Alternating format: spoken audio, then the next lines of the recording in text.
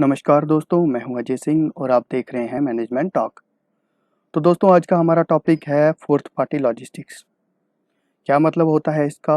आइए दोस्तों स्टार्ट करते हैं। तो आइए दोस्तों बात करते हैं फोर्थ पार्टी लॉजिस्टिक्स क्या होता है। Fourth party logistics provider is a supply chain integrator that assemble and manage the resources capabilities and technology of its own organisation with those of complementary service provider to deliver comprehensive supply chain solution। इसका मतलब ये हुआ कि fourth party logistics provider एक supply chain integrator है जो assemble और manage करता है रिसोर्सेज को, कैपेबिलिटीज को, टेक्नोलॉजी को अपनी ऑर्गेनाइजेशन की, उसके साथ जिनको वो कम्प्लीमेंट्री सर्विस प्रोवाइड कर रहा है उनको भी, उनके रिसोर्सेज और कैपेबिलिटी और टेक्नोलॉजी को भी वो मैनेज कर रहा है, जिससे कि वो उनको comprehensive supply chain solution provide करता है।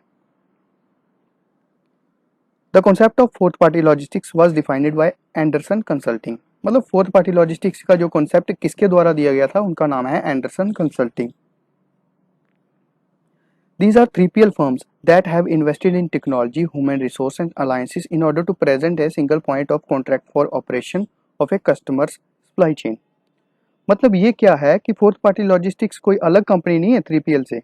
ये 3PL फर्म्स ही हैं जिन्होंने इन्वेस्ट किया हुआ है हाईली टेक्नोलॉजी में, ह्यूमन रिसोर्स में और अलायंसेस में। अलायंसेस का मतलब होता है पार्टनरशिप करना अलग अलग फर्म के साथ, जिससे कि वो सिंगल पॉइंट ऑफ कॉन्टैक्ट के साथ पूरा ऑपरेशन कंप्लीट कर सकें। अगर हम इनकी एग्जांपल्स की बात करें तो इनमें आ जाती हैं Federal Express, UPS logistics, Menlo logistics, Safexpress, Exel and Schenker logistics. ये सब इनकी एग्जांपल्स हैं फोर्थ पार्टी लॉजिस्टिक्स की। आपने देखा भी होगा, जैसे अमेजोन से आप कुछ मंगवाओगे तो उसमें फेडरल एक्सप्रेस के द्वारा आता है, कभी कभी सेफ एक्सप्रेस के द्वारा आता है। तो ये फोर्थ पार्टी लॉजिस्टिक्स प्रोवाइडर क्या करती है, हमारे प्रोडक्ट्स को जो मैन्युफैक्चरर है या फिर जो सेलर है उससे हमारे तक पहुंचाती हैं।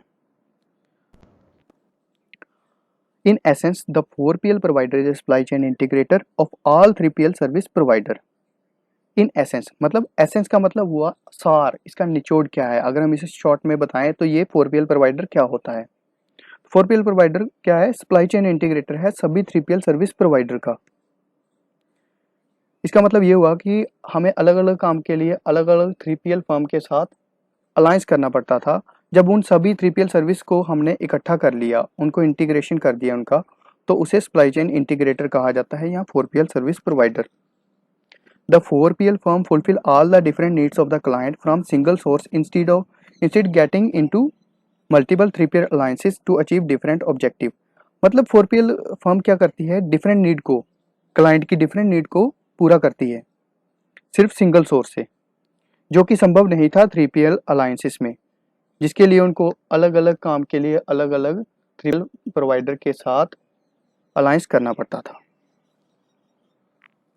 तो 4PL वर्क करता है 4 वेज में। पहला क्या करता है, इंक्रीज रिवेन्यू, आपकी इनकम को बढ़ा देता है। रिड्यूसेस कॉस्ट, मतलब जो आपकी लॉजिस्टिक्स में कॉस्ट लग रही है, जो आपकी प्रोडक्शन में कॉस्ट लग रही है, उसको कम कर देता है।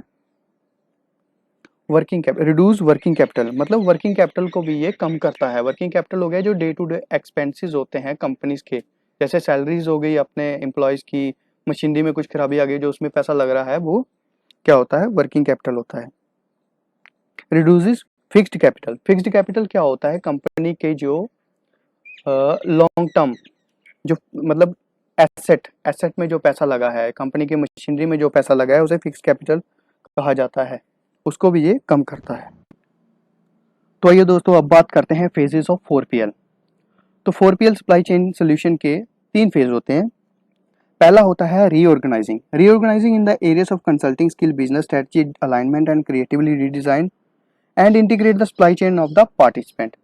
मतलब इसका क्या मतलब होता है, रीऑर्गेनाइज करना, कंसल्टिंग स्किल में रीऑर्गेनाइज करना अगर कुछ प्रॉब्लम आ रही हो, बिजनेस स्ट्रेटजी में अलाइनमेंट करना, क्रिएटिवली रीडिजाइन करना, अगर अपनी कंपनी का प्रोडक्ट सही से नहीं चल रहा है तो उसमें क्रिएटिविटी के साथ रीडिजाइन करना जिससे कि उसकी वैल्यू बढ़े, जिसकी उसकी मांग बढ़े, और इंटीग्रेट करना सप्लाई चेन का पार्टिसिपेंट के साथ, मतलब सप्लाई चेन के जो पार्टिसिपेंट हैं उनके साथ इंटीग्रेट करना। अगले की बात करें हम तो ट्रांसफॉर्मेशन, सेकंड पार्ट इसका आ गया transformation. Transformation effort focus on specific supply chain function. किसी एक स्पेसिफिक फंक्शन पे ये काम करता है। ये कौन कौन से फंक्शन को कवर करता है उसकी बात करते हैं। Transformation cover the areas of strategic planning, analysis, process redesign, organisation change management and technology to integrate client supply chain activities and processes. मतलब ट्रांसफॉर्मेशन कौन कौन से एरिया कवर करता है, इसमें स्ट्रेटजिक प्लानिंग की जाती है, एनालिसिस किया जाता है प्रोडक्ट का, प्रोसेस को रीडिज़ाइन किया जाता है, ऑर्गेनाइजेशन में चेंज मैनेजमेंट लाया जाता है और टेक्नोलॉजी को इंटीग्रेट किया जाता है क्लाइंट के सप्लाई चेन एक्टिविटीज और प्रोसेसेस के साथ। आगे तीसरे नंबर की बात करें हम तो इसका मतलब है एग्जीक्यूशन। एग्जीक्यूशन का मतलब होता है खात्मा कर देना, खत्म कर देना किसी चीज को, और यहाँ पे भी किसी फंक्शन को खत्म करने के लिए ही यहाँ एग्जीक्यूशन का यूज किया गया है। It is an execution at tactical level, मतलब टेक्टिकल लेवल पे एग्जीक्यूशन करना। टेक्टिकल लेवल क्या हुआ, एक सिस्टमैटिक वे के साथ खत्म करना। An organisation can outsource the entire range of its supply chain activities to a 4PL provider for execution. इसका मतलब क्या हुआ कि जो ऑर्गेनाइजेशन क्या करता है, अपनी सभी सप्लाई चेन की जो एक्टिविटीज है उसको आउटसोर्स कर देता है और 4PL प्रोवाइडर को दे देता है एग्जीक्यूशन के लिए। मतलब भैया तुझे कंप्लीट करना है, खत्म करना है।